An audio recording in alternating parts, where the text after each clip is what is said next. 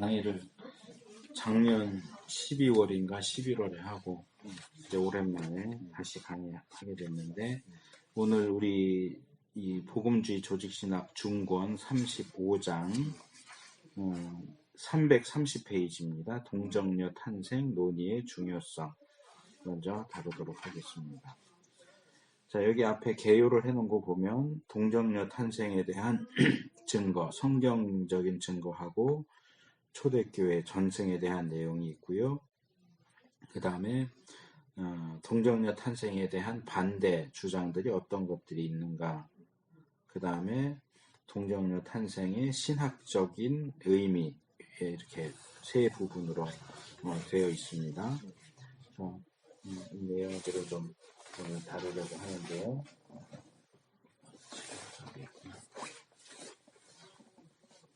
자, 먼저 논의의 중요성, 이제 서론에서 이 동정녀 탄생에 대한 내용을 다루는 것이 왜 중요한가 하는 문제입니다.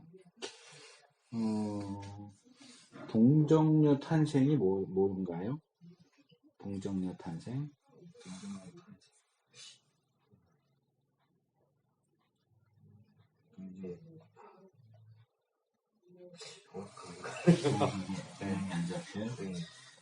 제가 지난 주일날 저희 교회 오후에 교리 공부하면서도 그 부분 이제 마침 그 주제가 나와서 다뤘는데, 혹시 페이스북을 하면, 페이스북 안 하나요? 제가 컴퓨터 데스크는 있는데 제가 집에서 많이 안 만졌어요. 아니, 이걸로도 할 수 있어요. 핸드폰으로. 또 페이스북 하면 제가 우리 교회 주일 오후에 교리 공부를 해요. 예. 교리 공부를 하면서 이 교재 말고 다른 교재, 지난번에 소개했던 그 R.C. 스프로울이 쓴 기독교 핵심 진리 그 책 있다고 그랬죠? 그때. 집에 있어요. 네, 그거 교재 가지고 하거든요. 한 주에 2장, 2개씩 해요. 그러다 보니까 이제 나랑 공부를 인간론부터 했잖아요. 그러니까 이제 서론 부분도 다뤘고 실론도 다뤘고 지금 기독론 부분 다루고 있는 것 같아요. 근데 조금 겹쳐요, 내용이. 그러니까 그 내용들을 전반적으로 다시 볼 수 있으니까 보면 좀 개념을 잡는 데 도움이 될 수 있을 것 같아요. 그래서 이제 그때도 내가 지난 주일날 동정녀 탄생에 대한 언급을 좀 했는데, 동정녀 탄생은 다른 말로 하면 처녀 탄생이라고도 말할 수 있어요. 근데 이제 이 처녀라고 하는 개념이 좀 단순하지가 않아서 정리가 필요해요. 일단 우리가 처녀다라고 할 때는 결혼하지 않은 여자를 가리킵니다. 이제 결혼했으면 처녀라고 안 부르죠. 누군가의 부인이 된 거니까, 아내가 된 거니까. 그러니까 처녀가 아이를 낳았다라고 할 때에, 그러니까 결혼을 안 했는데 아이를 낳을 수 있어요, 없어요? 그러니까 원칙적으로는 없지만 낳는 것들이 가능하죠. 그렇죠. 결혼은 안 했지만 남자와 관계를 가지면 임신할 수 있고 아이를 낳죠. 그러니까 미혼 모델이 그런 경우잖아요. 결혼을 하지 않았는데 엄마가 됐어. 그렇죠. 결혼하지 않은 처녀인데 아이를 낳았어. 근데 예수님의 경우는 그런 경우가 아니거든요. 그러니까 이 처녀라고 하면 의미가 좀 애매해져요. 그러니까 그냥 단순히 결혼하지 않은 여자. 근데 그걸 그래서 이제 엄밀하게 말해서 동정녀라고 하는 게, 동정녀는 뭐예요? 동정이 뭐죠? 우리가 동정을 지킨다 그런 표현을 쓰잖아요. 여자가 됐든 남자가 됐든. 그러니까 성관계를 갖지 않은. 그러니까 동정녀는 결혼하지 않은 여자임과 동시에 성관계를 한 번도 가져보지 않은, 그러니까 그것도 우리가 처녀라고 표현을 하기 때문에 그 부분에서 이제 개념이 좀 헷갈리는 건데, 그러니까 처녀라고 할 때 두 가지 개념이 있는 거예요. 하나는 결혼을 했느냐 안 했느냐. 두 번째는 성관계 경험이 있느냐 없느냐. 그러니까 결혼을 안 했어도 처녀지만 성관계는 가져본 적이 있을 수 있잖아요. 그래도 일단은 우리가 결혼을 안 했으면 처녀라고 부르지 부인 이렇게 부르진 않는단 말이에요. 하지만 동정녀라고 할 때는 결혼을 했느냐 안 했느냐도 걸리지만 일단 성관계를 해본 적이 있느냐 없느냐가 기준이 돼요. 그러니까 성관계를 가져본 적이 없는 동정녀, 처녀이고 동정녀인데 그 동정녀인 마리아에게서 예수님이 태어났다 하는 게 동정녀 탄생이에요.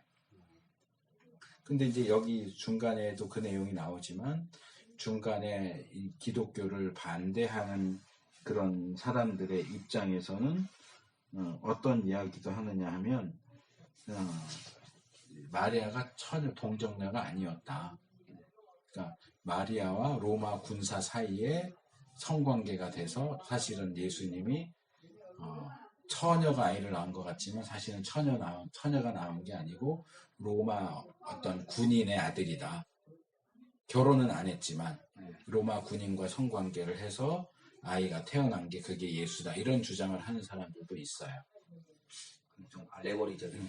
알레고리라기보다는 일단 동정녀 탄생을 부인하는 입장이죠. 그 한참 유행했던 그 댄 브라운인가 뭐 천사와 악마 뭐 그런 소설도 쓰고 한참 다빈치 코드 예. 그 책에도 기본적인 입장이 그런 내용이에요. 예수가 동정녀에게서 태어난 존재가 아니고 무슨 로마 군병과 마리아 사이에서 태어난 사생아다. 사생아인데 그 후손이 어디 프랑스로 들어가서 아직도 살고 있다. 뭐 이런 식으로 예수님과 막달라 마리아 사이에 뭐 아이가 태어나서 뭐 그런 주장을 하는데 이게 이제 결국은 예수님의 어떤 신성과 이런 것들을 공격하려고 하는 입장에서 나오는 주장들이에요. 그래서 이제 그런 다빈치 코드가 얘기하는 그런 주장들을 반박하는 책들도 꽤 많이 나와 있어요. 국내에서도 외국 사람이 쓴 책도 번역돼 나온 게 있고. 그래서 예수님이 일반적인 우리처럼 아버지와 아들, 아버지와 어머니 사이에서 성관계를 통해서 정자와 난자가 수정되어서 잉태되고 태어난 그런 존재가 아니고 어머니는 마리아가 맞지만 인간 아버지가 없다. 마리아가 어떤 남자와도 성관계가 없는 상황에서 임신을 하게 됐고 그래서 태어난 게 예수님이다 라고 하는 것이 동정녀 탄생 교리예요. 근데 형제가 생각할 때 동정녀 탄생 교리가 우리 기독교 신앙에 있어서 중요한 것 같아요. 어때요? 중요하죠. 왜요?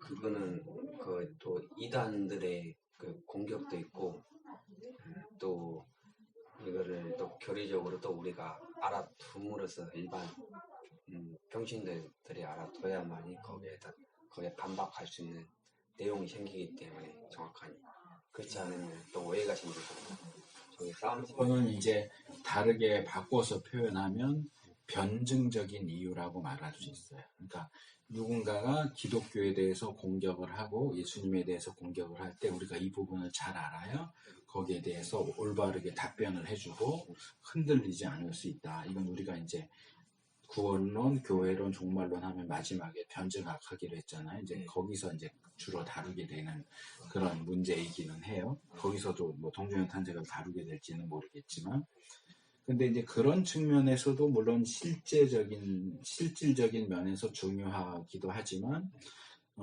여기서 얘기하는 것은 그게 다른 측면에서도 굉장히 중요하다는 거예요.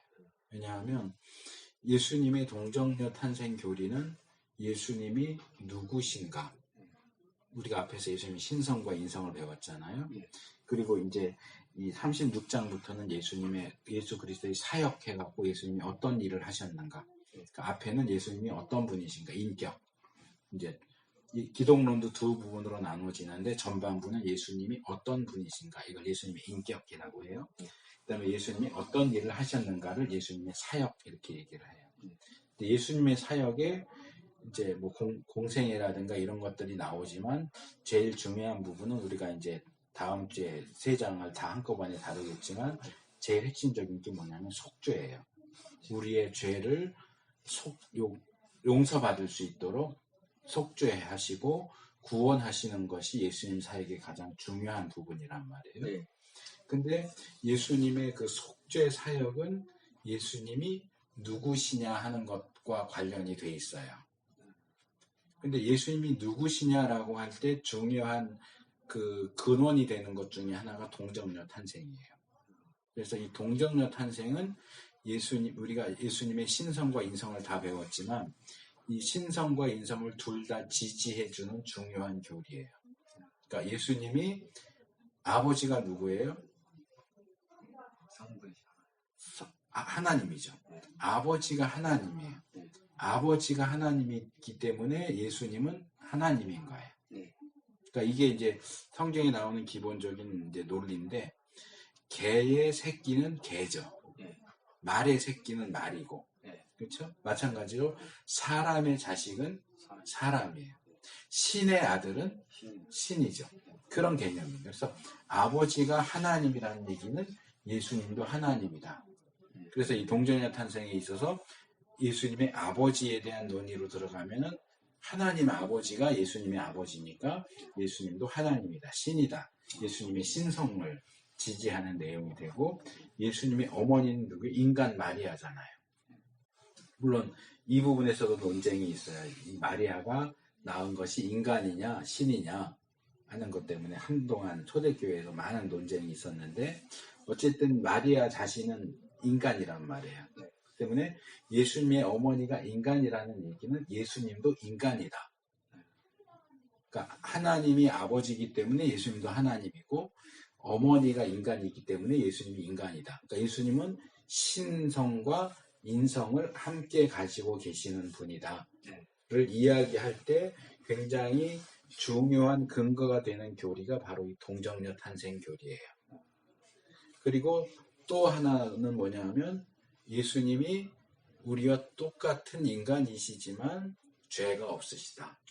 이 예수님이 죄가 없으시다 하는 것도 동정녀 탄생 교리하고 밀접한 관계를 가져요.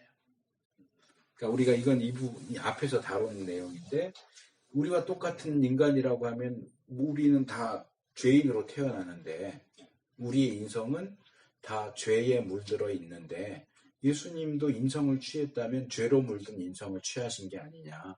그럼 예수님도 죄를 지을 수 있지 예수님의 죄가 없다는 게 말이 되냐라고 할 때, 이거 지난번에 작년에 하면서 제가 이 부분을 꽤 강조를 했던 걸로 기억을 해요. 이 에릭슨이 그 부분을 굉장히 잘 설명을 해주고 있는데, 예수님이 취하신 인성은 타락 이후의 인성이 아니고 타락 이전의 인성이다. 자, 모든 인간은, 아담의 타락 이후의 모든 인간은 그 타락, 원죄의 영향으로 죄에 물들어진, 죄의 영향을 받은 인성을 가지고 태어나요. 다른 말로 하면 죄인으로 태어나는 거예요. 그래서 그 부분은 내가 얘기했던 것 같아요. 우리가 죄를 짓기 때문에 죄인인 거냐, 죄인이기 때문에 죄를 짓는 거냐. 보통 일반적으로는 죄를 지으면 죄인이고 죄를 안 지으면 죄인이 아니야 이렇게 하지만, 성경의 논리는 죄인이기 때문에 죄를 짓는다는 거예요. 죄를 지어서 죄인인 게 아니고, 사과를 맺기 때문에 사과나무인 게 아니고 사과나무이기 때문에 사과 열매를 맺는다는 거죠. 그러니까 죄인이니까 죄가 맺힌다는 거예요. 그래서 모든 인간이 가지고 있는 인성은 죄로 물든 인성이에요. 그렇기 때문에 우리가 예수님의 인성을 얘기할 때, 그럼 죄의 영향을 받지 않는 예수님의 인성은 우리 인성과 똑같지 않은데, 우리가 똑같지 않은 인성을 가진 예수님을 과연 인간이라고 할 수 있느냐? 그러면 타락 이전의 아담의 인성은 죄로 물들지 않았는데, 그럼 아담은 인간이 아닌가요? 아담은 인간이죠. 오히려 우리보다 훨씬 더 하나님이 원래 계획하셨던 모습으로서의 인간이에요. 제대로 된 인간이에요. 지금 타락 이후의 모든 인간은 망가진 인간이고, 타락 이전의 아담 하와는 망가지지 않은 인간이에요. 둘 다 인간이에요. 하나는 망가지지 않았느냐, 망가졌느냐, 이 차이인 거지. 그러니까 우리는 자꾸 망가져 있는 인간성을 기준으로 놓고 보니까, 그럼 예수님도 인간성을 가졌다 그러면 그 인성은 망가진 인간성이 아니겠느냐, 인성 아니겠느냐. 그럼 예수님도 죄를 짓겠지. 근데 왜 죄를 안 짓는다고 그래? 이렇게 가는 건데, 예수님이 취한 인성은 망가진 인성이 아니고 망가지기 전의 인성이라는 거예요. 그러니까 죄를 짓지 않을 수도 있다. 죄를 지을 수 없게 되어 있다가 아니고 지을 수도 있고 짓지 않을 수도 있고. 그러니까 아담이 유혹을 받아서 죄를 지을 수도 있었고 짓지 않을 수도 있었어요. 50% 50%예요. 근데 아담은 죄를 지었죠. 근데 예수님은 죄를 지을 수도 있고 안 지을 수도 있는 상황에서 사탄의 유혹을 받아서 죄를 안 짓죠. 그 부분이 이제 아담과 예수님이 다른 거예요. 근데 죄로 물든 인간성을 가지고 있는 우리는 유혹을 받으면 거의 100% 죄를 짓게 돼 있어요. 우리가 인간론 할 때 죄론에서 다룬 것처럼. 왜냐하면 우리 이 메커니즘 자체가 그렇게 돼 있어. 근데 예수님은 우리와 다른 인성, 그러나 인간이 아니다라고 말할 수 없는 오히려 더 온전한 인성을 가진 분이다. 그래서 예수님의 신성과 인성에 대한 문제, 예수님의 무죄성에 대한 문제도 이 동정녀 탄생과 연결이 돼 있어요. 그게 이제 또 하나는 하나님이 구약에서 이 구원자에 대한 약속을 하시면서 여자의 후손에 대한 말씀을 하셨고, 이사야서 가면 처녀가 잉타의 아들을 낳으리니 임마누엘이라 이렇게 약속을 하셨잖아요. 그래서 이런 여자의 후손에 대한 약속이나 처녀 탄생에 대한 약속들이 이런 무죄성과 관련되어 있어요. 그래서 이 무죄성은 어디로 연결이 되느냐 하면 예수님의 사역, 특별히 속죄하고 연결이 돼요. 그러니까 기독론은 대부분 이 구원론의 전 단계예요. 구원론을 다루기 위해서 필요한 기초 작업을 한다고 생각을 하면 돼요. 그러면 우리가 어떻게 구원을 받아요? 예수님을 믿어서 구원받는단 말이에요. 근데 우리가 예수님을 믿어서 구원받는 건 어떤 이유에 의해서 구원이 가능해지는 거죠? 예수님의 십자가의 죽음이 근거가 되는 거예요. 예수님의 십자가의 죽음과 부활이 없었다면 우리가 예수님을 믿어도 구원받는 것이 불가능해요. 예수님이 십자가에 우리의 죄를 다 지시고 십자가에 죽으셨고 부활하셨기 때문에 그 십자가에 죽으시고 부활하신 예수님을 믿을 때 그 예수님이 우리의 죄는 가져가시고 예수님이 이루신 의를 우리에게 주시니까 우리가 그 의를 받아서 구원을 받는 거란 말이에요. 그러면 예수님이 우리의 죄를 다 가져가셔서 죽는 것이 어떻게 가능하고 그것이 어떻게 우리의 구원을 가져오는 효과가 있느냐. 만약에 내가 형제한테 내가 형제 죄의 문제를 해결해 주기 위해서 내가 형제 대신 죽을게. 그래서 내가 죽었어요. 그럼 형제 죄의 문제가 해결될까요? 아니. 왜 안 되죠? 그대로 남아요. 왜요? 그 죄악은 지었기 때문에 그대로 내가 말로 내가 형제 죄를 다 지고 내가 대신 죽을게라고 해도 내가 죽는 건 내 죄 때문에 죽는 거지 형제 죄 때문에 죽을 수가 없어요. 모든 인간은 유죄해요. 죄의 삭은 사망이에요. 그러니까 누가 어떻게 죽든지 그 사람의 죽음은 자기 죄의 삭이야. 남의 죄의 삭을 대신 가져가서 죽는 게 불가능해. 남의 죄의 삭을 가지고 대신 죽기 위해선 뭐가 필요하냐면 죽는 내가 무죄해야 돼.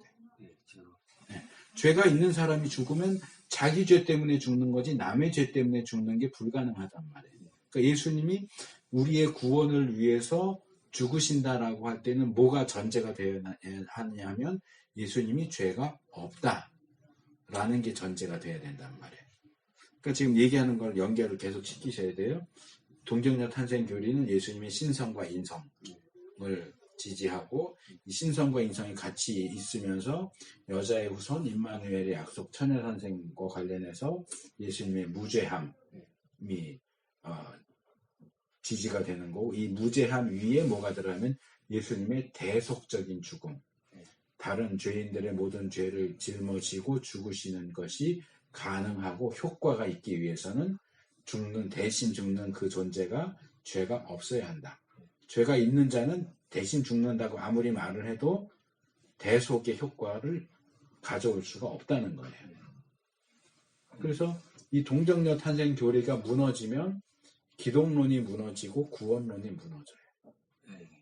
그렇기 때문에 단순히 예수님에 대해서 뭐 다빈치 코드나 이런 데서 예수님을 공격할 때 우리가 어떻게 잘 변호하고 변명하고 우리 믿음이 흔들리지 않게 할 수 있겠느냐, 이것도 중요하지만 이 동정녀 탄생 교리는 그런 기독론, 예수님에 대한 교리와 구원의 교리에 있어서 굉장히 가장 기초가 되는, 말하자면 기초 공사를 하는 그런 거랑 똑같아요. 기초가 무너지면 위에 건물이 서 있을 수가 없잖아요. 50층짜리 건물도 밑에 1층이 무너지면 그대로 있어요. 1층이고 나는 50층이니까 상관없어 그래요? 1층 무너지면 50층도 다 와르르 무너지는 거예요. 그것처럼 이 동정녀 탄생 교리는 가장 기초적인 교리가 돼요. 그렇기 때문에 예수님의 십자가나 부활에 대한 교훈과 마찬가지로 동정녀 탄생 교리는 굉장히 중요하고, 실제로 미국 교회의 역사를 살펴보면 이 동정녀 탄생 교리가 우리가 정상적인 정통 기독교 신앙을 가지고 있느냐 아니냐를 판가름하는 굉장히 중요한 기준으로 사용되었던 걸 볼 수 있어요. 그래서 내가 지난번에도 설명했지만 성경을 비판적으로, 비평적으로 보는 사람들, 비평주의라고 제가 그랬잖아요. 그러면서 비평주의는 성경을 하나님 말씀으로 다 받아들이지 않아요. 거기에는 오류도 있고 잘못된 것도 있고 엉터리도 있다. 그러면서 성경을 배격한단 말이에요. 그러니까 성경은 하나님의 말씀이라는 걸 주장하는 그쪽 보수 정통의 입장과 성경은 인간의 말이야, 거긴 잘못된 것도 많아 하는 비평주의 입장이 싸우다 보니까 이 성경관 때문에 미국 교회가 굉장히 큰 몸살을 앓았어요. 그 이후로 한국 교회도 그 영향이 있었고, 그 과정에서 미국 교회 안에 근본주의라고 하는 그룹이 생겨요. 이 근본주의는 뭐냐 하면 이렇게 성경관이 흔들리고 신앙관이 흔들리다 보니까 우리는 그런 비평적인 시각은 받아들일 수 없어. 우리는 정통 기독교 신앙의 근본적인 부분들을 굳게 고수할 거야, 지킬 거야. 그러면서 가장 먼저 나오는 게 동정녀 탄생이에요. 동정녀 탄생, 예수님의 부활, 육신으로 오시는 예수님의 재림, 뭐 이런 것들 해서 총 5가지를 근본 교리라고 불렀어요. 그러니까 이걸 인정하지 않는다면 그 사람은 기독교인이 아니야. 그래서 이 가장 기독교 신앙의 근본이 되는 이 5가지만큼은 예스 해야 그 사람이 정통 기독교인이라고 할 수 있지, 이 부분을 인정하지 않는, 이 중에 하나라도 인정하지 않는다면 그 사람은 정통 기독교인이 아니야 라는 그런 입장을 취했던, 전체로 놓고 보면 상당히 소수죠. 소수의 근본주의라고 하는 그룹이 이제 생겼어요. 그 그룹에서 가장 중요하게 주장했던 것 중에 하나가 바로 이 동정녀 탄생 교리예요. 왜냐하면 이 동정녀 탄생 교리가 왜 이렇게 중요한 내용이 이슈가 되느냐라고 할 때 여기 설명이 나오는데, 다른 어떤 여기서 성경을 비평적으로 본다라고 할 때 더 근원을 따지고 올라가면 뭐가 나오냐면 이성주의, 합리주의가 나와요. 그 전에는 뭐 하나님이 6일 동안 세상을 창조하셨다. 그럼 아멘 하고 믿었어요. 근데 인간이 이제 머리가 크면서 어떻게 이 큰 세상이 6일 만에 창조가 될 수 있어? 의심을 갖는 거죠. 어떻게 처녀가 애를 낳을 수 있어? 어떻게 사람이 물 위를 걸을 수 있어? 어떻게 죽은 사람이 다시 살아날 수 있어? 이 이성을 기준으로 해가지고 판단을 하는 거예요. 성경 내용을 더 이상 믿음으로 받아들이지 않고, 우리가 일반적으로 우리 주위에 볼 때 죽었는데 다시 살아난 사람이 어디 있어? 우리 주위에 물 위를 그냥 걷는 사람이 어디 있어? 이런 식으로 해서 성경을 그렇게 갈기갈기 찢어버리고 비판적인 이제 태도를 취한단 말이에요. 거기에는 뭐가 있느냐 하면, 지난번에 그것도 제가 얘기해서 closed system이라고, 닫혀진 체계. 그러니까 우리가 살고 있는 이 세계는 문이 닫혀져 있다는 거예요. 닫혀 있으면 어떻게, 여기 지금 잠궈놨잖아요. 그럼 이 안에 들어갈 수가 없잖아요. 우리 세상이 이렇게 잠겨 있어. 그래서 하나님이 들어올 수가 없어, 우리 세상에. 하나님이 들어와서 일하시는 것을 다른 말로 좁혀서 말하면 기적이에요. 초자연적인 역사. 자, 물이 있는데 물이 눈 한번 이렇게 잠깐 옆에 보다 이렇게 보니까 물이 포도주가 될 수 있어요? 불가능하죠. 이 닫혀진 체계 안에서는 포도주가 만들어지려면 어떻게 해야 돼요? 포도를 심어서 따서 그걸 씻어가지고 세척해가지고 포도주를 담아야죠. 포도주 담는다고 병에 담는다고 바로 포도주가 돼요? 이게 또 발효가 되고 해가지고 포도주가 되는데 시간이 걸려요. 그렇죠? 최소한 이 부분을 내가 잘 몰라서 얼마나 걸리는지 모르겠는데 한 달, 최소로 잡아도 한 달에서 이게 정말 좋은 포도주가 되려면 몇 년에서 몇십 년 이렇게 해야 정말 좋은 포도주가 되잖아요. 근데 예수님의 가나의 그 혼인잔치에서 하신 이적은 하루도 아니고 한 시간도 아니고, 그렇죠? 즉각적으로 물이 포도주가 됐어요. 이건 뭐예요? 자연적인 인과율, 원인과 결과에 따라서 일이 진행되는 게 아니고 원인과 결과를 초월해서 초자연적으로 물이 그냥 포도주로 바뀐 거예요. 이건 뭐예요?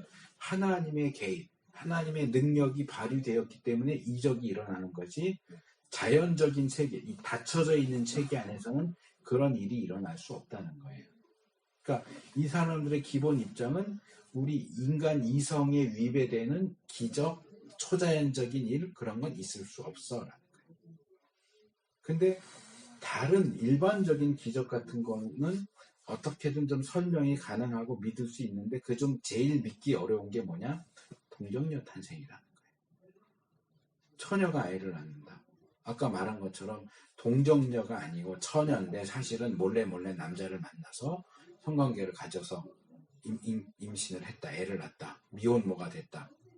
그러니까 우리나라 속담에도 있잖아요. 처녀가 애를 배도 할 말이 있다 그러잖아요. 왜? 뭐예요? 원인과 결과. 남자와 자지 않았으면 어떻게 아이가 생기냐 말이에요. 좀 불가능한 일이에요. 그러니까 이거는 설명이 참 어려운 부분이 있기 때문에 여러 종류의 기적들을 놓고 볼 때 그 중에 난이도를 따진다면 난이도가 상당히 높아.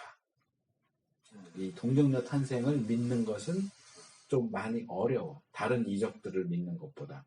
그러다 보니까 상대적으로 어려운 이 동정녀 탄생 교리를 기준으로 사는 거예요. 그러니까 너 동정녀 탄생 교리 믿어? 예. 그러면 다른 것도 믿을 수 있는 거예요. 다른 이적도 믿을 수 있겠지만 동정녀 탄생 교리 못 믿으면 다른 이적도 못 믿는 거예요. 그러니까 목사 안수를 이 근본주의 쪽 교단에서는 목사 안수를 줄 때 서약서를 써요. 나는 동정녀 탄생 교리를 믿습니다. 근데 내가 안 믿잖아. 안 믿는데 거기 사인할 수도 있겠지. 목사 안수 받기 위해서. 그런 건 거의 그냥 사기꾼에 해당되는 거고. 그러니까 자기 양심상 솔직히 써라. 너 동정녀 탄생 믿냐 안 믿냐? 안 믿습니다는 목사 안수를 안 줬어요. 이 근본주의 교단에서는. 책 읽어보면 그런 내용들도 나와요. 그렇기 때문에 결국은 이 시대에는 동정녀 탄생 교리를 믿느냐 믿지 않느냐가 거의 유일한 기준이 돼서 그 사람이 정통 신앙을 가졌느냐 아니냐를 판가름하는 기준이 돼버렸어요. 그러니까 상당히 역사 속에서 굉장히 중요한 그러한 위치를 차지하고 있는 교리다라고 말할 수 있다는 거죠. 그래서 지금 제가 그냥 쭉 뭉뚱그려서 얘기를 했어요. 좀 교재를 자세히 읽어보면 제가 설명한 내용들이 다 나옵니다. 그 이적에 대한 건 332페이지에 나오고요. 그래서 이 처녀 임신, 동정녀인데 아이를 잉태해서 낳았다라고 할 때 좀 조심해야 될 것 중에 하나가 이거예요. 거기 332페이지 밑에서 5째 줄 보면 6째 줄 마리아는 그녀에게 임하신 성령의 초자연적인 영향으로 잉태했으나 그것이 하나님과 마리아 사이의 성적 접촉을 의미하지는 않는다. 그러니까 이런 얘기를 굳이 하는 이유가 이 동정녀 탄생 교리를 반대하는 사람들이 뒤에 이제 나와요. 이제 다른 이방 종교들, 그리스 로마 신화 같은 데 보면 제우스가 워낙 바람둥이잖아요. 네. 그래서 뭐 변해서 나타나서 인간 여자를 임신시키기도 해. 그럼 이 여자는 남자와 성관계를 가져본 적이 없는데 임신이 됐어. 그러니까 뭐예요? 신적인 존재와 성적 접촉을 한 거죠. 성관계를 가진 거죠. 그런 이야기가 이 일반적인 다른 종교나 신화들에는 많이 나온단 말이에요. 우리나라도 그런 거 있잖아요. 주몽은 아버지가 누구예요? 주몽 아버지가 해모수인가 그렇잖아요. 네, 해모스예요. 그 신적인 존재잖아요. 네. 인간 아버지가 아니야. 아버지가 하나님이야. 비슷하잖아요. 예수님도 인간 아버지가 아니고 하나님 신이 아버지잖아요. 근데 기독교에서 말하는 그 잉태가 하나님과 마리아가 성관계를 가져서 예수님이 임신됐다. 그런 방식이냐? 아니라는 거예요. 이방 종교나 신화에는 신적 존재가 인간의 몸을 입고 실제로 여자와 성관계를 해서 임신을 시키는 그런 이야기들이 많이 나오지만 이 동정녀 탄생, 기독교의 동정녀 탄생 교리는 그런 개념이 아니다. 그러니까 이런 부분을 오해하면 그런 이야기 주장들이 나오는 거예요. 제가 중학교 3학년 때 김종성 씨라고 성경 속의 비밀이라는 책을 썼어요. 그게 뭔가 하고 그때 내가 열심히 보고 막 나름대로 비판도 하고 그랬었는데 아직 기억나는 것 중에 하나가 이거예요. 천사가 마리아를 찾아가요. 그래서 너가 아이를 임신해서 낳게 될 거다. 하나님의 아들이다. 예수라 해라. 이렇게 얘기를 하고 통지를 하고 가잖아요. 근데 거기 뭐라고 되어 있느냐면 천사가 떠난 다음에 마리아가 일어나서 라는 표현이 나와요. 일어나서 나갔다. 뭐 이런 표현이 나오는데 그 김종성이라고 하는 그 사람이 뭐라고 얘기하냐면 일어났다는 게 무슨 뜻이겠느냐. 성관계를 가졌다는 거예요. 누워서 성관계를 가졌고 성관계를 가진 영적인 존재가 떠나니까 그때서야 이제 누웠던 자리에서 일어났다는 얘기다. 이렇게 이제 푸는데 그거는 정말 성경도 모르고 기본적인 이 문법도 모르는 사람이 엉터리로 지어내서 하는 얘기지. 그러니까 그 사람은 거기서 뭘 주장하냐면 마리아가 하나님, 성령 하나님과 성관계를 가졌다라는 주장을 하는 거예요. 그러니까 그런 얘기가 아니라는 거지. 기독교의 동정녀 탄생, 처녀 잉태에 대한 얘기는 하나님과 인간의 성적 관계를 얘기하는 게 아니다. 하나님이 동물 만들고 세상을 만들 때 말씀으로 만드시잖아요. 하나님의 능력으로 만들잖아요. 그러니까 마리아의 태 속에 자궁 안에 있는 난자가 수정체가 됐겠죠. 임신하려면 정자와 난자가 결합되어야 수정이 되니까. 근데 이 정자가 인간의 정자가 아니다. 또 그렇다고 하나님이 인간이 돼서 성관계를 가져서 나온 정자도 아니고 하나님의 능력으로 만들어진 거라는 거죠.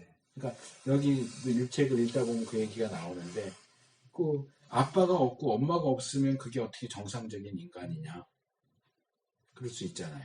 우리 모든 인간은 아빠와 엄마가 있어서 생겨서 했는데 예수님은 아빠가 없으면 반쪽 아니냐. 그럼 아담과 하와는 어때요? 아담과 하와 아빠가 있어요? 없어요. 아빠도 없잖아요. 엄마는 있어요? 엄마도 없잖아요.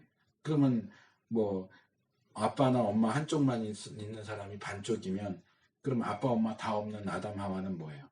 존재하지 않나요? 아니잖아요. 누구보다도 더 온전한 인간이에요. 아버지 어머니가 없어도 인간이죠. 마찬가지로 인간 아버지가 없이 인간 어머니만 있는 예수님도 아담 하와를 놓고 본다면 온전한 인간이실 수 있는 거예요. 네.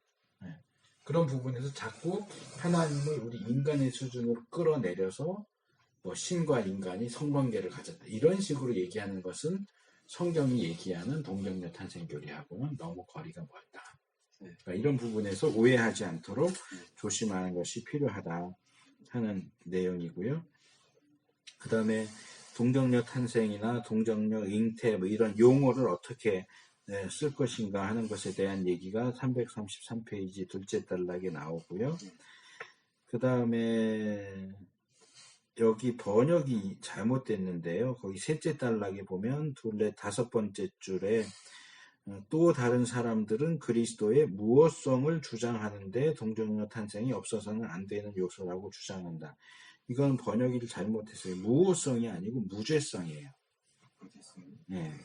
이게 뒤에 350페이지에 가면 거기는 제대로 무죄성이라고 하는 표현을 사용하고 있는데 이 번역하는 사람이 좀 넋을 놓고 번역을 했나 봐.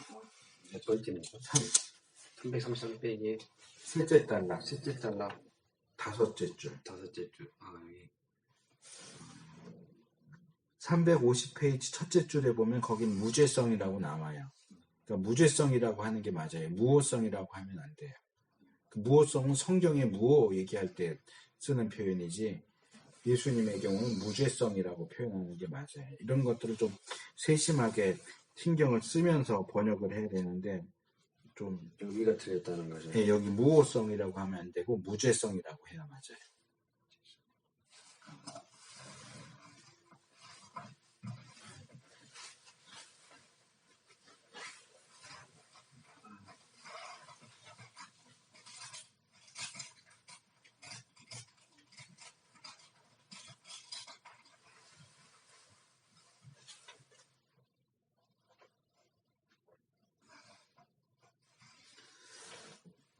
자, 그래서 334페이지로 넘어가서 동정녀 탄생의 증거. 성경이 예수님의 동정녀 탄생에 대해서 뭐라고 말하고 있는가? 그리고 초대교회가 예수님의 동정녀 탄생에 대해서 어떻게 믿었는가 하는 내용을 먼저 다룹니다. 동정녀 탄생에 대한 내용은 성경에 그렇게 많이 나오지는 않습니다. 여기 있는 것은 두 개의 구절, 마태복음 1장 18절에서 25절, 그리고 누가복음 1장 26절에서 38절 두 곳밖에는 예수님의 동정녀 탄생에 대한 내용이 나오지 않습니다. 마태복음에 인용된 이사야 7장 14절 임마누엘에 대한 예언도 이제 처녀가 잉태하여 아들을 낳는다 하는 내용이 나오니까 그것도 이제 참고할 수 있는데 이 부분과 관련해서 몇 가지를 지적하고 있어요. 일단 이 동정녀 탄생을 다루고 있는 두 개의 본문이 다 뭐 수정되거나 조작된 내용이 아니다 하는 내용이 335페이지 거기 셋째 단락에 나오고요. 예, 동정녀 탄생의 역사적 진실성을 확신하기 위해서 먼저 두 개의 관련 본문이 기본적으로 완전함을 지적해야 하겠다.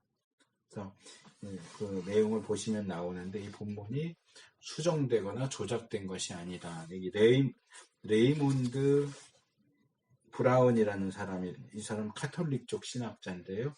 요한복음 또는 요한서신 전문가예요. 좀 비평적인 그런 입장이 있는 사람이긴 하지만 어쨌든 요한복음 그럴 때는 이 사람을 빼놓고 얘기할 수 없는 학자입니다. 이 사람 얘기가 뒤에도 나오는데 우리가 받아들일 수 있는 건 받아들이고 또 받아들일 수 없는 것은 또 거부하기도 해야 되겠죠. 그래서 이 본문이 온전하다고 하는 것과 이 본문이 제시하는 내용이 어디에서부터 왔을까를 조금 다루고 있어요. 336페이지 넘어가면 거기 둘째 단락에 보면 그렇다면 이 전승은 어디에서 유래한 것일까? 그 앞에 제가 그냥 넘어갔는데 마태복음의 내용과 누가복음의 내용이 여러 가지 면에서 차이가 있는 점도 있지만 비슷한 부분이 있기 때문에 그게 어떤 공통된 자료, 공통된 이야기에서부터 전수되어 내려온 게 아닐까라고 생각을 하고 그렇다면 그 공통적인 동정녀 탄생에 대한 공통적인 내용은 어디에서 왔을까? 첫째, 성경 밖의 비기독교적인 근원에서 유래했다고 하는 답변이 있을 수 있다. 유래했다가 아니고 그럴 가능성이 있다. 그러니까 가능성을 몇 개 제시하면서 거기에 대해서 이제 비판하고 그렇게 하죠. 아까 얘기한 것처럼 이방 종교나 유대교 안에 비슷한 그런 내용들이 나오기 때문에 그 영향을 받은 게 아닐까 하는 주장을 하는 사람들도 있는데 비슷한 측면이 있다고 할 수도 있지만 내용을 자세히 들어가 보면 똑같은 게 아니다.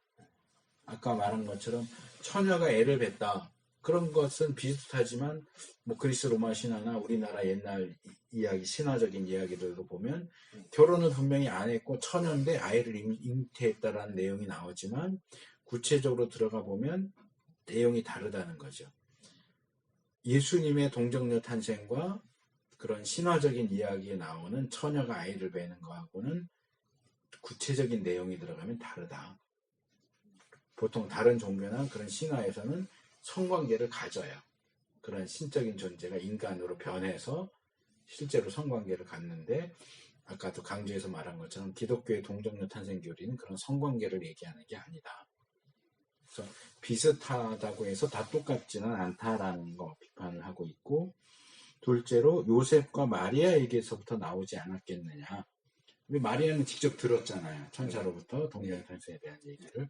요셉도 남편인데 중간에 잉태된 사실을 알고 그 잉태가 성령 하나님의 능력으로 된 거라는 얘기를 들었으니까 요셉이나 마리아에게서부터 나오지 않았을까. 이게 가장 가능성이 높긴 해요. 아까 말한 레이먼드 브라운 같은 경우에 요셉은 일찍 죽었기 때문에 요셉을 통해서 이야기가 나왔을 가능성은 적다라고 하는데 이 책을 쓴 밀라드 에릭스는 그 부분에 대해서 반대해요. 요셉이 살아 있었을 때 친한 친구가 아무도 없었을까? 주위에 아무에게도 그런 얘기를 안 했을까? 그런 가능성은 별로 없지 않겠느냐. 그래서 여기 337페이지 밑에 보면 거기 가족 전승이라는 표현, 조그만 글씨에 가족 전승이라는 표현이 나와요. 이제 예수님의 가족들을 통해서 특별히 마리아와 요셉을 통해서 예수님의 동정녀 탄생에 대한 이야기가 전해져 내려오지 않았겠느냐. 이제 그거 생각할 수 있고, 338페이지 넘어가면 셋째 단락에 예수님의 그 정통성에 대한 의심이 있었다. 켈수스는 아까 내가 얘기한 예수님이 마리아와 로마 군인 사이에 판데라라고 하는 이름을 가진 로마 군인 사이에서 태어난 사생아다. 이러면서 예수님을 비난하기도 했고, 예수님을 사생아인 것처럼 암시하는 것처럼 보이는 구절들도 있다. 마태복음 6장 3절. 아버지가 분명히 요셉인데 사람들은 모르잖아요. 요셉과 마리아가 결혼해서 예수님이 태어났으니까 예수님의 아버지가 요셉이라고 알고 있었을 텐데 왜 예수님을 가리켜서 요셉의 아들을 그렇게 얘기하지 않고 마리아의 아들이라고 이렇게 불렀겠느냐. 보통 아버지를 따서 요셉의 아들이 이렇게 부르지 엄마를 따서 부르진 않는단 말이에요. 근데 왜 엄마를 따서 불렀느냐. 이건 어쩌면 그 당시에 예수님의 아버지가 요셉이 아닐 수도 있다. 그런 어떤 생각들이 있지 않았겠느냐. 근데 이 주장을 하는 사람들은 그렇게 이제 보는 거죠. 그래서 마가복음 6장 3절에서 이 브라운 얘기를 계속 하면서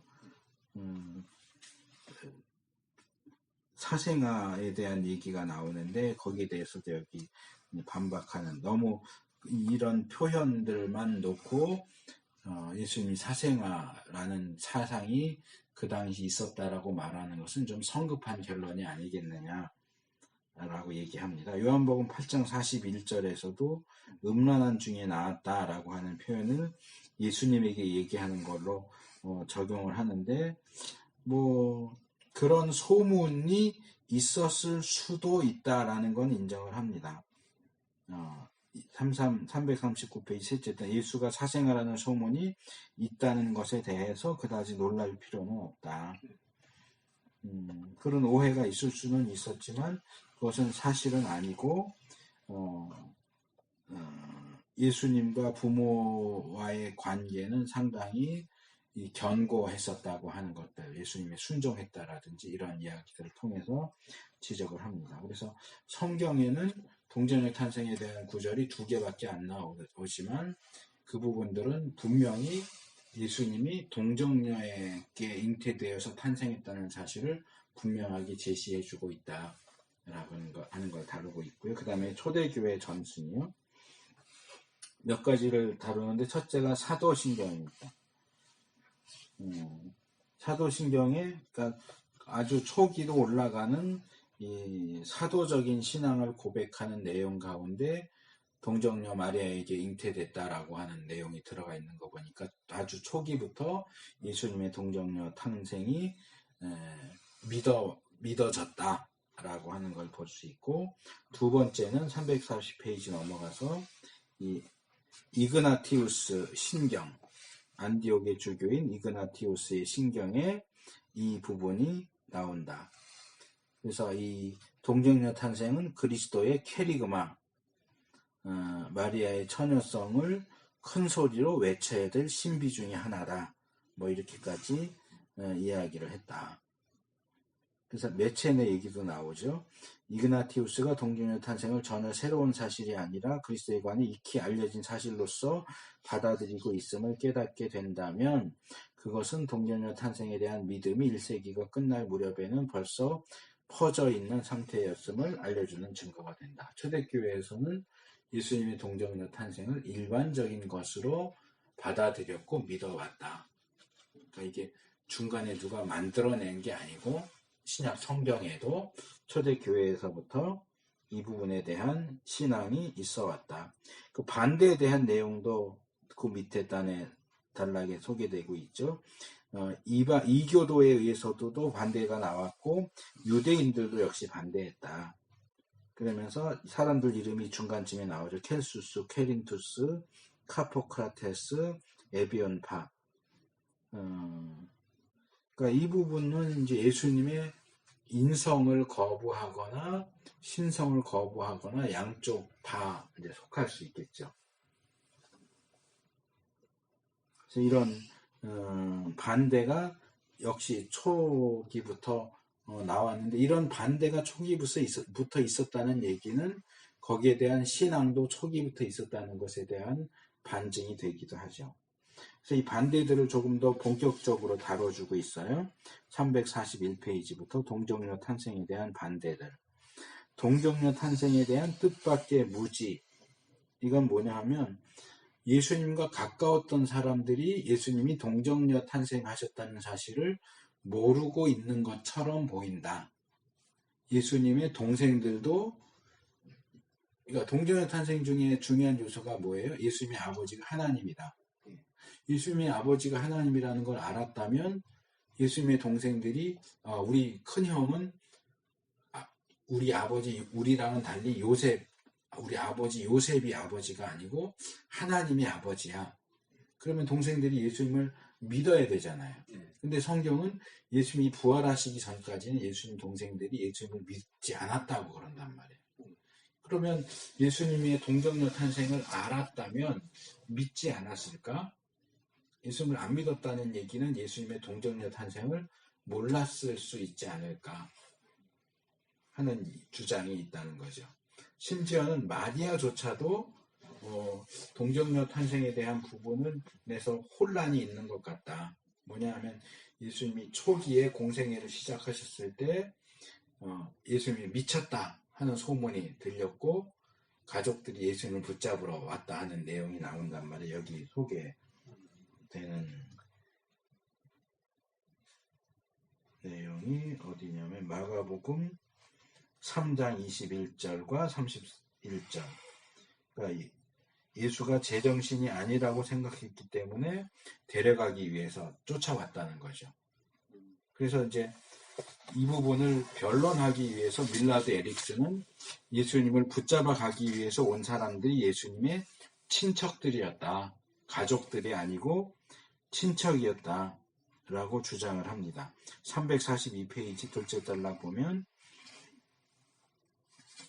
예수가 제정신이 아니라고 생각하고 그를 데리러 온 사람, 즉 친속들이 마리아와 예수의 형제를 가리킨다고 확신할 수는 없다. 그렇게 얘기해요. 근데 제가 얼마 전에 이 본문을 가지고 설교를 하면서 헬라어 원문 자세히 봤는데 여기도 원문이 나오죠.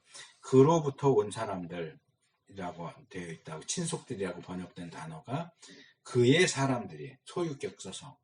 그러니까 예수님의 사람들이에요.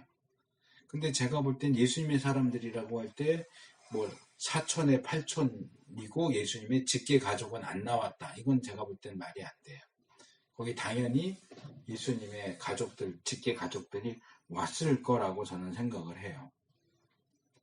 그러니까 이제 이 부분에서 이제 에릭스는 제가 볼 때는 이 사람은 뭐 세계적인 학자고 저는 그렇지 않지만 성경 본문만 놓고 얘기할 때는 이 본문을 조금 더 연구해서 써야 되는데 좀 연구가 덜 됐다는 생각을 해요, 나는. 이분이 이 본문을 좀 더 들여다봐야 되는데 이렇게 변증하고 반박하는데 급급하다 보니까 반박하려고 본문을 제대로 안 읽은 것 같아. 그래서 예수님 붙잡으러 온 사람들이 예수님의 사람들인데 직계 가족은 아니고 좀 먼 친척들이었다. 왜 그렇게 얘기를 하느냐 하면 적어도 마리아는 예수님이 하나님의 아들이라는 걸 알잖아요. 잉태했을 때부터 알았잖아요. 그러면 그걸 알고 있는 마리아가 예수가 제정신이 아니네 이렇게 생각했을 리가 없잖아요. 그럼 마리아가 정신이 이상한 거지.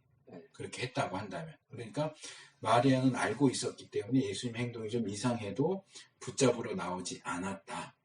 라고 이제 변명을 하고 싶은 건데 제가 볼 때는 그건 아닌 것 같아요. 왜냐하면 본문 자체가 그렇게 돼 있지가 않아요. 근데 이제 그 부분과 관련해서 이 뒤로 넘어가면 뭐라고 더 설명을 하고 있느냐 하면 셋째 단락 심지어 예수를 제정신이 아니라고 생각하고 그를 데리러 온 사람들 가운데 마리아가 끼어 있었다 할지라도 그러니까 마리아나 형제들이 있었을 가능성을 완전히 부인하지는 않아요.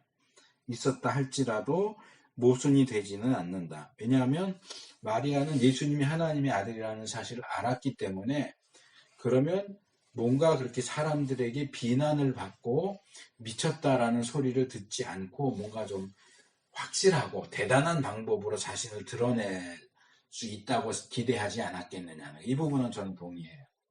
하나님 아들이니까 그냥 막 하는 표현으로 좀 폼나게 꼰세 있게 그렇게 딱 등장하면 좋잖아요. 내가 하나님의 아들이다. 이렇게 하면 좋은데 조금 이상하게 좀 희미하게 애매하게 그렇게 하니까 예수가 하나님의 아들인데 왜 저렇게 하지? 그러고 찾아왔을 수 있다는 거죠. 저는 그 가능성은 충분히 있다고 생각을 해요. 그래서 그것은 어떤 친밀감의 문제일 수도 있겠다는 생각을 들어요.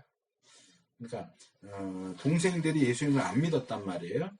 안 믿은 것도 마리아나 요셉이 예수님의 동생들에게 예수님의 동정녀 탄생 사실을 얘기를 안 했을 수도 있다.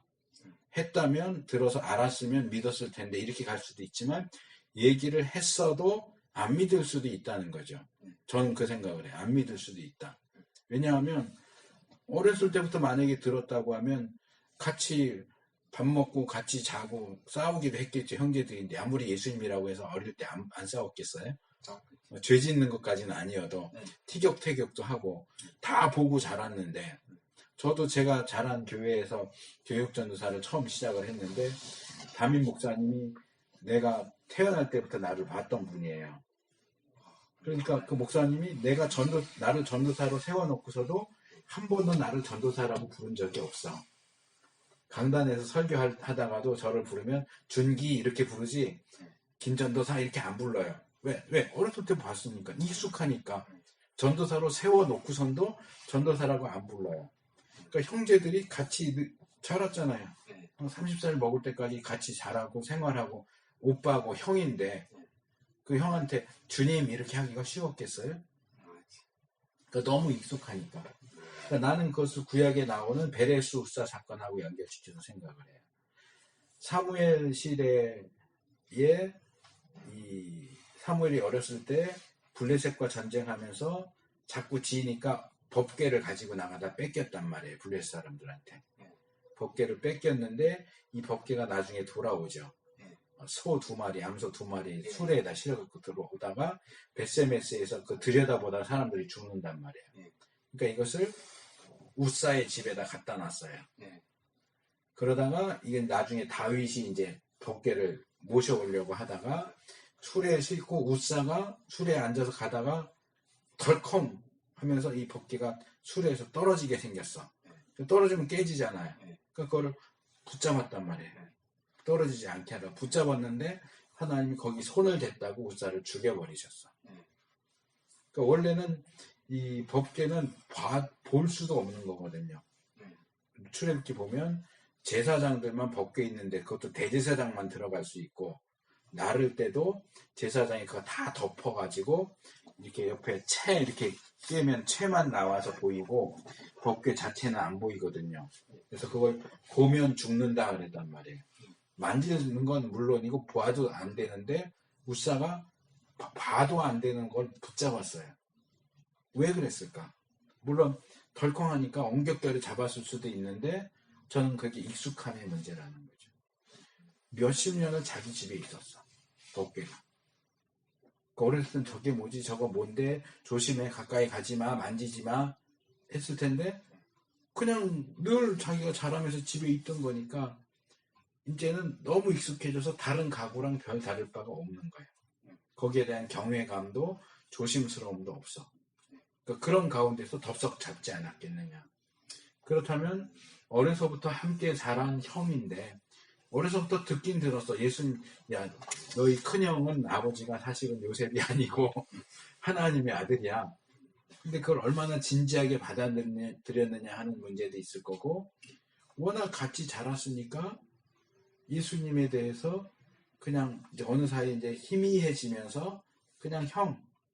근데 큰형이 왜 목수일 잘하고 집안 다 먹여 살리다가 갑자기 목수일로 때려치고 왜 저러고 떠돌아다녀? 미친 거 아니야? 창피해 죽겠어.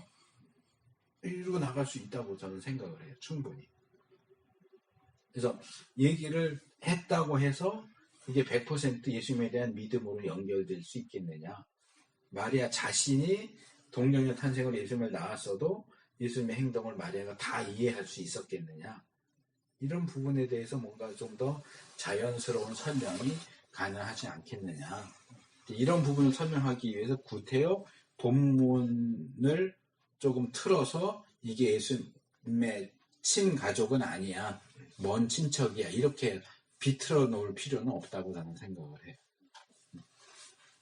그 다음에 두 번째는 그러니까 가족들이 예수님의 동정녀 탄생들을 잘 모르고 있는 것처럼 보인다 하는 게 첫 번째고 두 번째는 왜 신약의 다른 본문들이 이 부분을 잘 언급하지 않고 있느냐. 343페이지 둘째 달라. 아까 말한 것처럼 동정녀 탄생에 대한 내용이 누가복음하고 마태복음 두 곳밖에 안 나온다고 그랬잖아요.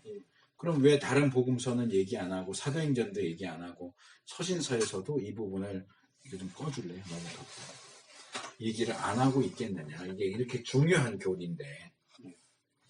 그러니까 이제 이 부분에 대해서 여기 얘기를 하죠.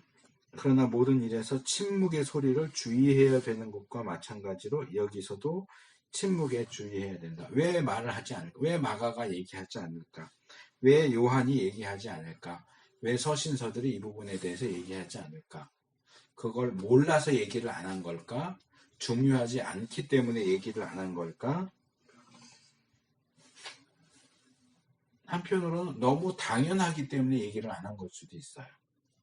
너무 보편적으로 알려져 있으니까.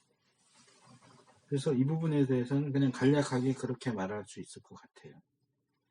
그게 너무 기본적으로 당연한 것으로 받아들여졌기 때문에 특별히 언급할 필요를 못 느꼈을 수도 있다. 그리고 여기 이제 마가복음이나 요한복음에 대한 얘기도 나오지만 예수님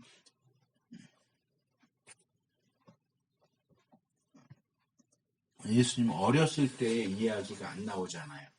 그럼 예수님 어렸을 때 얘기는 왜 안 하냐? 그럼 예수님은 어렸을 때가 없었냐? 어렸을 때가 중요하지 않았냐? 이런 식으로 얘기할 필요는 없다는 거죠. 왜냐하면 필요에 의해서 넣고 빼고 하다 보니까 뭐 필요 없는 건 뺄 수도 있고 뭐 모두 다 아는 거면 굳이 얘기 안 할 수도 있고 때문에 이제 그런 쪽으로 얘기를 하는 거고요. 그 다음에 완전한 인성을 못 갖출 가능성. 이거 앞에서 내가 얘기했던 거예요. 예수님이 아버지가 없고 어머니만 있다면 반쪽짜리 아니냐. 아버지, 어머니가 다 있어야 온전한 인간이지, 아버지가 없이 엄마만 있으면 그 인성이 제대로 전달되지 않지 않겠느냐. 아까 제가 얘기했죠. 아담과 하와는 아버지, 어머니가 없지만 온전한 인간이었다. 예수님은 그런 경우와 비교해 볼 때 전혀 문제가 되지 않는다. 그 다음에 타 종교와의 유사성, 이것도 아까 얘기한 거예요. 다른 종교에 보면 신이 인간의 모습으로 나타나서 여자와 성관계를 가져서 처녀인데도 아이를 잉태하고 낳는 그런 이야기들이 나오는데, 여기 이렇게 한마디로 요약을 하고 있어요. 346페이지 둘째 단. 그러나 이러한 신화 속의 이야기는 단지 신과 인간 사이의 간음에 불과하다. 강간이죠, 거의. 그렇죠. 여자가 원하지 않는데 신이 힘을 사용해서 억지로 성관계를 가졌다. 그럼 강간인 거죠. 강간 내지는 간음에 불과하다. 그러나 성경의 동정녀 탄생에 대한 내용은 전혀 그렇지 않다는 거죠. 그래서 전혀 이 데일 무디라는 사람의 이야기 나오죠. 이교도들의 다신교적인 성적 논란 신화와 예수 그리스도 동정녀 탄생에 관한 고상한 일신론의 사이의 간격은 너무나 넓어서 아무리 조심스럽게 연구해도 메꿀 수가 없다. 그것을 가깝게 끌어댈 수가 없다라고 하는 거죠. 그 다음에 유대교와 관련해서 유대교의 영향 또는 유대교를 한 바퀴 거쳐서 이방 종교가 유대교에 영향을 미쳤고, 그래서 유대교 안에 있는 이방 종교의 영향이 기독교에 들어온 거 아니냐, 뭐 이런 식의 주장들도 있는데, 이거는 뭐 기본적으로 똑같아요. 일단 기본적으로 동정녀 탄생 교리는 그런 신화적인 것들과는 너무 갭이 커서 비슷하다고 말하기가 너무 어려울 정도로 완전히 확연하게 다르다 하는 걸 얘기할 수 있고요. 그리스도의 선제와 상치된다. 예수님이 하나님이시잖아요. 하나님이니까 예수님도 그 말씀하셨지만 아브라함이 있기 전부터 내가 있었다. 근데 그 전부터 있었는데 마리아를 통해서 태어났다면, 태어났다는 얘기는 그때 시작됐다는 얘기인데, 그럼 그 전에 계셨다는 얘기와 태어나면서 그때부터 존재했다는 것이 서로 모순되지 않느냐. 이거는 예수님의 신성과 인성에 대한 이야기를 하면 쉽게 풀리는 거죠. 그 선제하셨던 것은 인성이 아니죠. 신성이죠. 성육신에서 태어난 거는 인성이고, 인성과 신성이 결합된 상태고, 선제는 인성이 없이 신성만 존재했던 거니까 전혀 서로 배치되거나 모순되지 않는다 하는 거죠. 그 다음에 자연법에 위배된다. 이 자연법이라고 하는 건 이것도 아까 제가 얘기한 거예요. 이성적으로 인과율을 놓고 볼 때 아버지의 정자와 어머니의 난자가 있어야 잉태가 되는데, 어떻게 아버지의 정자가 없는데 잉태가 되느냐. 이건 말이 안 된다. 근데 뭐 아버지의 정자, 어머니의 난자 없이도 아담과 하와를 만드신 하나님인데, 재료가 절반 갖춰져 있으면 훨씬 더 만들기 쉽지 않았겠어요? 재료가 아예 없는데도 만드신 하나님이. 그러니까 이것도 기본적으로 아까 얘기한 것처럼 어떤 하나님의 초자연적인 역사를 받아들일 수 있느냐 없느냐의 문제인 거예요. 동정녀 탄생이 가능하냐 불가능하느냐. 하나님의 능력을 인정한다면 얼마든지 가능하다 하고 말할 수 있는 거고, 하나님의 능력을 인정하지 않는다면 어떻게 처녀가 잉태를 해, 이렇게 나가는 거죠. 그래서 이런 반대가 어떤 것들이 있는가 소개를 했고 다 반박을 했습니다. 마지막으로 동정녀 탄생의 신학적 의미, 여기 몇 가지가 나오죠.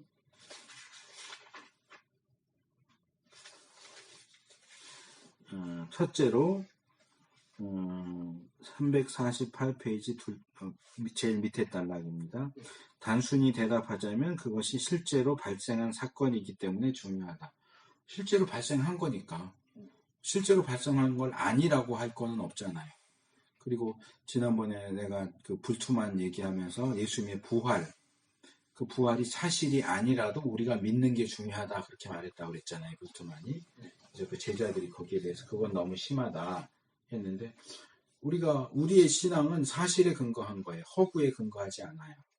사실이고, 사실인 것에 대해서는 사실이라고 말할 수밖에 없지 않겠느냐 하는 아주 단순한 얘기. 그리고 두 번째로 349페이지 둘째 단, 그 중요성, 동정녀 탄생 교리가 지닌 중요성은 없는지 질문해 보아야 한다. 동정녀 탄생 교리가 없었다면 이라고 이제 가정을 하는 거죠. 거기에 이제 두 가지가 이제 다시 추가적으로 나와요.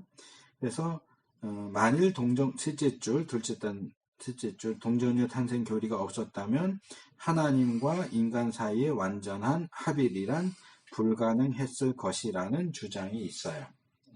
근데 이런 주장을 다 반박하고 있어요, 에릭슨은. 동정녀 탄생이라는 것이 없다고 해서 하나님과 인간이 연합할 수 없었느냐?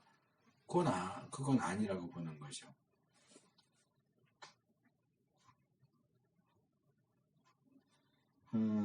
거기 두 줄 더 내려오면 이 말이 사실일까?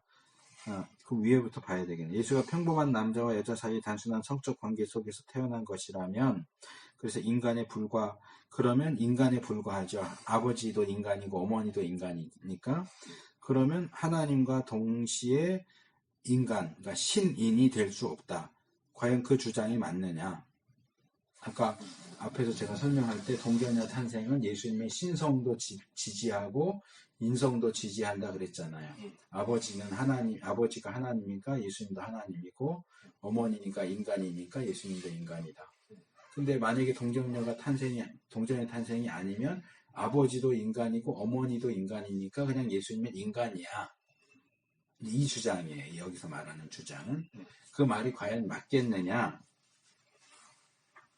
만일 예수가 평범한 인간의 부모를 가졌다면 또는 부모가 없었다면 하나님과 동시에 인간이신 분이 될 수가 없었을까? 신인이 될 수 없었을까? 그거는 아니라는 거죠. 거기에 하나님은 제한을 받지 않으신다는 거죠. 그래서 얼마든지 동정녀 탄생이라는 사건이 일어나지 않았어도 예수님이 신인이 되실 수 있는 방법은 있었다. 그러니까 지금 이 얘기가 왜 나오는지를 이해를 하셔야 돼요. 자, 동정녀 탄생이 어떤 신학적 의미를 가지고 있느냐죠, 지금 다루는 게. 그래서 왜 동정녀 탄생 교리가 있어야 되고 중요하고 주장되어야 하느냐. 첫째는 그것이 실제로 있었던 일이기 때문이다. 둘째로는 이 교리가 기독교 신앙에 있어서 중요하기 때문이다.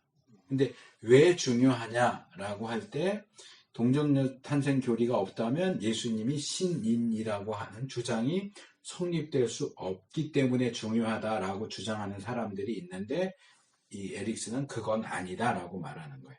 중요하기는 하지만 아까 제가 얘기했잖아요. 동정녀 탄생이 왜 중요한가?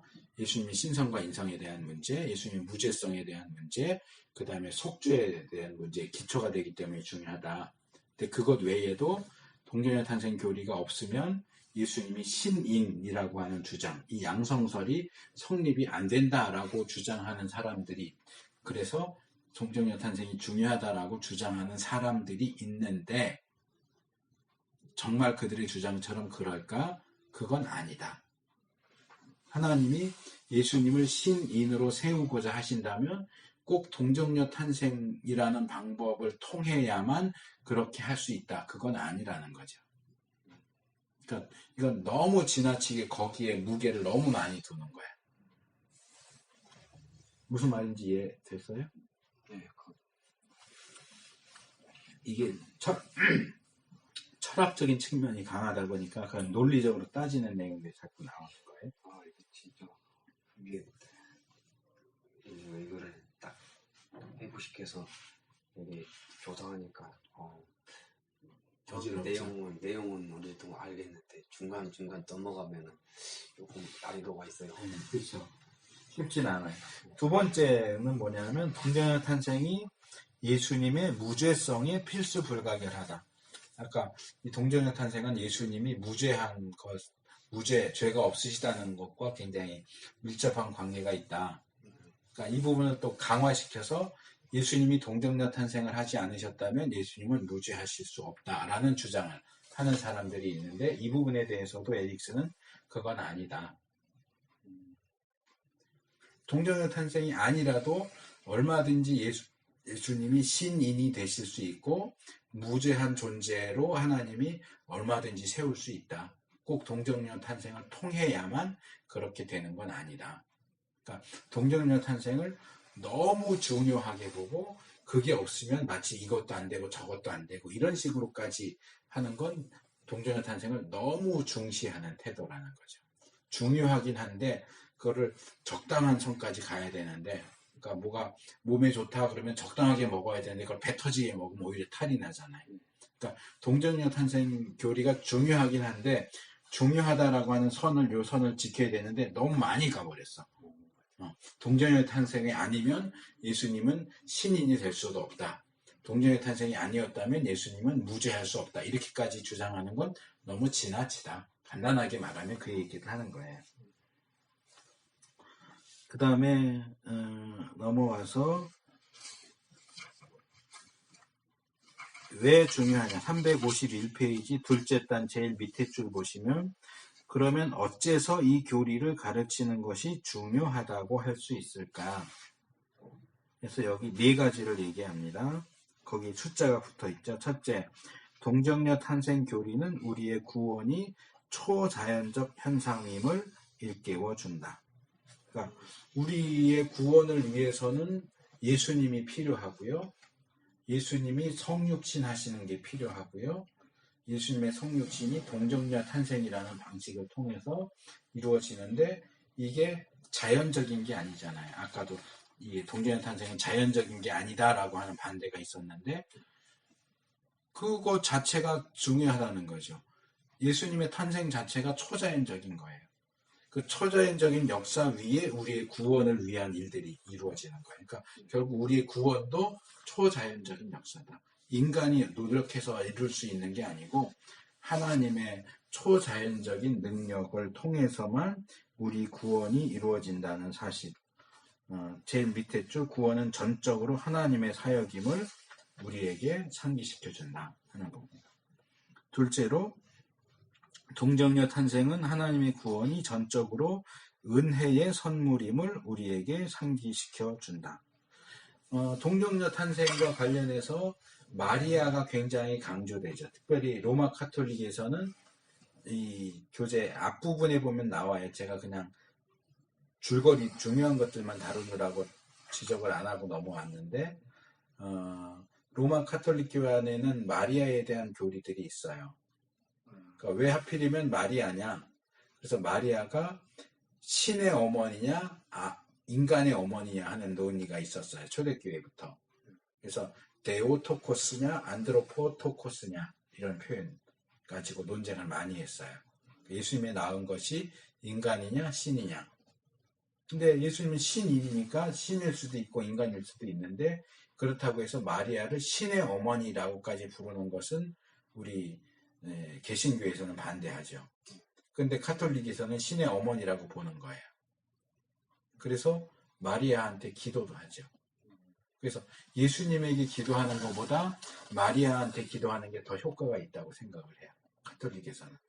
왜? 예수님한테 예수님 이거 해주세요. 예수님이 못 들은 채. 그럼 엄마한테 이러는 거야.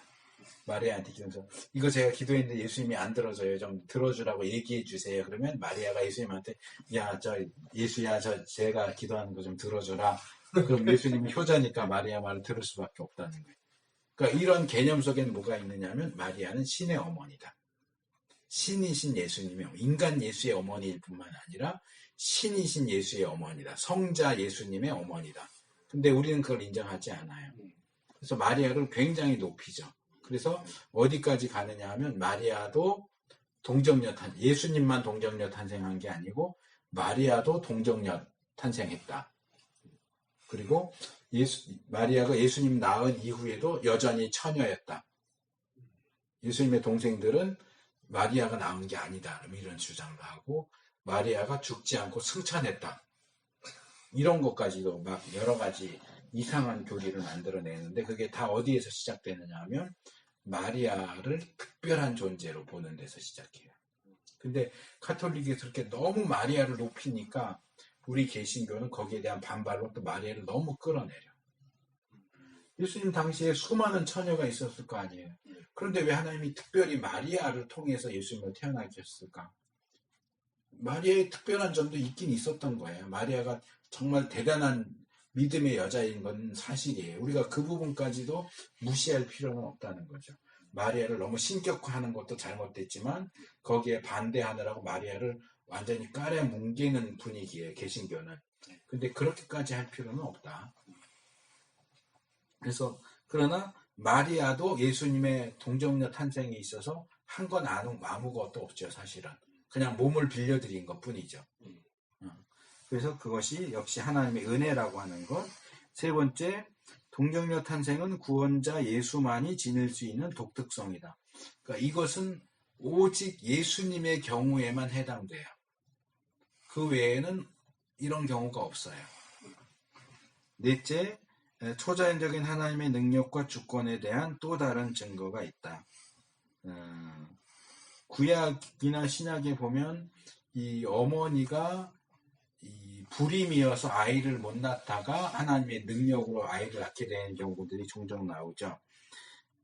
사라도 그랬고, 이삭의 출생, 사무엘의 엄마 한나도 그랬고, 세례 요한도 엄마 엘리사벳이 원래 아이를 낳을 수 없는 여자인데 하나님의 능력으로 잉태하고 출산을 하잖아요. 그래서 이런 그런데도 거기에는 뭐가 있냐면 하나님의 능력이 개입했지만 인간 아빠가 있었어. 그렇죠?